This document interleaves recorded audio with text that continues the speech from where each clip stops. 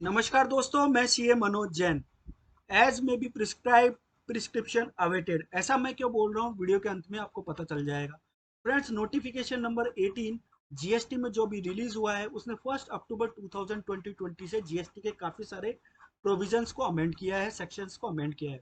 उसी में से एक सेक्शन है सेक्शन 38, जो बेसिकली जीएसटी 2B से रिलेटेड है। फ्रेंड्स, अगर आपको अब किसी इनवॉइस से रिलेटेड आईटीसी लेना है तो आपको 12 कंडीशन सेटिस्फाइड करनी होगी, तब आप उस इनवॉइस का आईटीसी ले सकते हो। 6 कंडीशन आपके सेक्शन 16 में है और 6 condition newly introduce amended section 38 बताता है। फ्रेंड्स, स्टार्ट करते हैं इसके ऊपर डिस्कशन। सेक्शन 38 का सब क्लोज 1 बोलता है कि आपको एक ऑटो जनरेटेड रिपोर्ट मिलेगी जो आपको गाइड करेगी कि आपके पास में इनपुट टैक्स क्रेडिट क्लेम कर सकते हो या नहीं। इसका फॉर्म क्या होगा, मैनर क्या होगा, टाइम क्या होगा, इसके अंदर कंडीशन एंड रेस्ट्रिक्शंस क्या होंगी, ये अभी वो नहीं बता सकती, इसको वो प्रिस्क्राइब करेंगे। सो फ्रेंड्स, इसका अगर हम क्लोज 2 देखते हैं, सो क्लोज 2 में बेसिकली दो सब क्लोज है। वो बोलता है, ए सब क्लोज बोलता है कि जो ऑटो जनरेटेड स्टेटमेंट होगा, इसके अंदर आपको ये बताया जाएगा कि जो इनवर्ट सप्लाई है जिससे रिलेटेड इनपुट टैक्स क्रेडिट है वो आपको अवेलेबल होगा। यहाँ पर ठीक है, प्रॉब्लम आती है इसके क्लोज बी में। बेसिकली ये क्लोज बी ये आपको बताएगा कि कुछ सिनेरियो ऐसे होंगे जिसके अंदर 2B के अंदर आईटीसी तो रिफ्लेक्ट होगी, लेकिन सिस्टम बोलेगा कि वो आईटीसी आपके लिए अवेलेबल नहीं है as a input tax credit. Friends, 6 ऐसी कंडीशन दी गई है जिसको आपको चेक करना है। स्टार्ट करते हैं फर्स्ट कंडीशन से।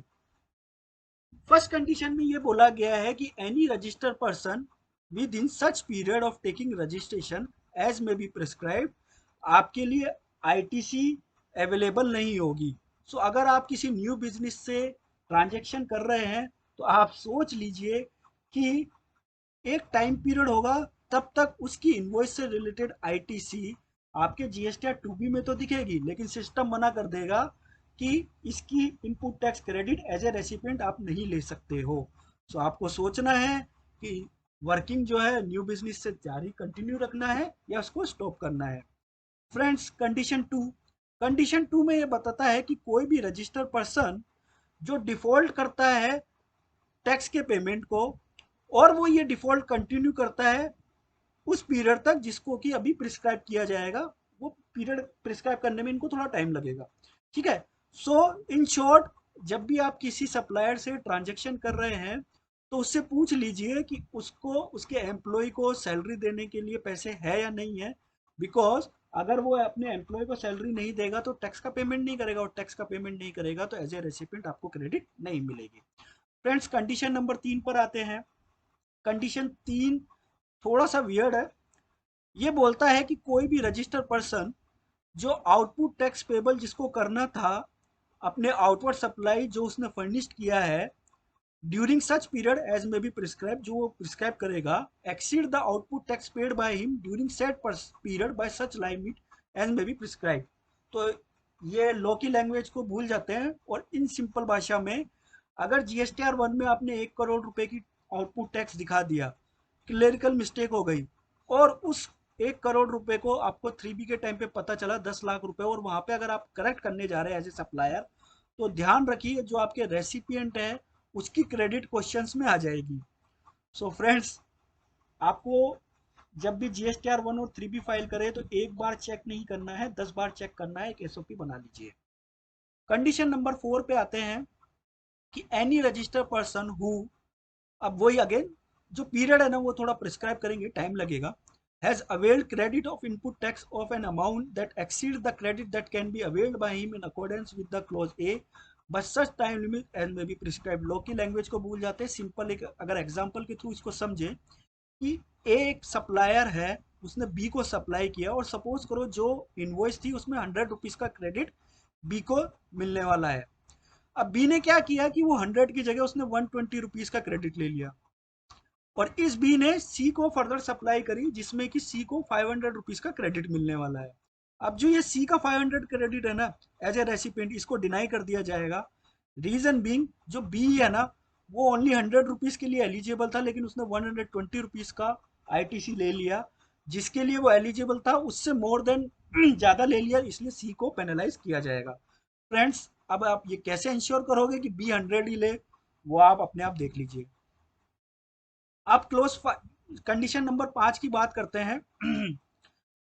एक रजिस्टर्ड पर्सन है, मतलब सप्लायर है, और उस सप्लायर के ऊपर ऐसी कंडीशन और रेस्ट्रिक्शन जिसको कि प्रिस्क्राइब किया जाएगा सबसेक्शन 49(2)L में।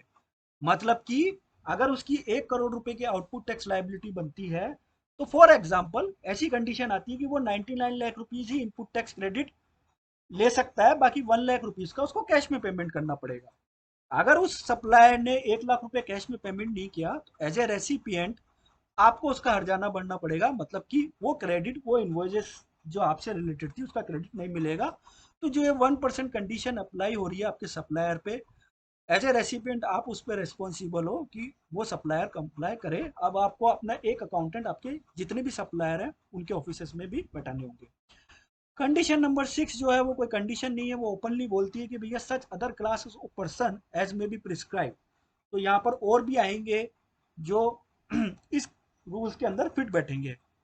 सो अगर आप सोच रहे हो कि कंपोजिशन टैक्स पेयर की स्कीम में आप चले जाएं, तो अगर आप एलिजिबल हो तो मेरा तो यही मानना है कि अब चले जाना चाहिए, क्योंकि जो एज में भी प्रिस्क्राइब्ड है उसका प्रिस्क्रिप्शन जो है वो अभी अवेटेड है। फ्रेंड्स यहाँ पर जो मेन सेक्शन है 16, अगर हम उसको देखने जाएं तो वो कुछ इस तरीके से दिखेगा। 1 अक्टूबर 2022 से आपके पास में टैक्स इनवॉइस और डेबिट नोट जो कि सप्लायर ने इशू किया है इस एक्ट के अंदर जो रजिस्टर है, वो आपके पास में होना चाहिए। ध्यान रखिए यहाँ पर भी एज में भी प्रिस्क्राइब अभी भी आता है। फ्रेंड्स फिर डबल ए कंडीशन आ गई है कि ये जो इनवॉइस और डेबिट नोट है ये आपके जीएसटी 2B में दिखना ही चाहिए, अदरवाइज आप एलिजिबल नहीं होगे क्रेडिट के लिए। बी कंडीशन जो है, बी क्लोज, ये कंडीशन बोलता है कि आपको गुड्स और सर्विसेज जो है वो मिलना चाहिए। अब फाइनेंस एक्ट ने बी पसंद नहीं आ रहा था इसलिए बी एक और क्लोज डाल दिया। उसके अंदर ये बोला है कि जो भी आपका सप्लायर कम्युनिकेट कर रहा है उसको आपको सेक्शन 38 में जाकर देखना है कि वो वहां पर रेस्ट्रिक्ट तो नहीं की गई है। तो ये जो 6 कंडीशन अभी हम ऊपर देख के आए हैं वो आपको चेक करना है 1 बाय 1 कि भैया आपके सप्लायर ने वो कंडीशन फुलफिल की है या नहीं की है। जो सी क्लोज है 16 का, वो ये बोलता है कि सामने वाला सप्लायर जो है टैक्स का पेमेंट करना चाहिए। और as a recipient the clause बोलता है कि जीएसटी 3B के अंदर इसको क्लेम कर लेना चाहिए। सो फ्रेंड्स एक इनवॉइस जिसमें आपकी आईटीसी है, 12 सिनेरियो से आपको उसको टेस्ट करना होगा। जब इस सिनेरियो में आप पास हो जाए तो ध्यान रखिए सेक्शन 41 आपका 180 डेज का पेमेंट, आपका रूल 42, रूल 43, ऐसे बहुत सारी और कंडीशन है जिसको आपको भूलना नहीं है, और उसके बाद ही आप एक इनवॉइस की आईटीसी ले सकते हो। तो फ्रेंड्स अगेन एज में भी प्रिस्क्राइब, डिस्क्रिप्शन अवेटेड। वीडियो अगर अच्छा लगा हो तो लाइक शेयर एंड कमेंट करना ना भूलें। टिल देन जय हिंद, जय भारत, धन्यवाद।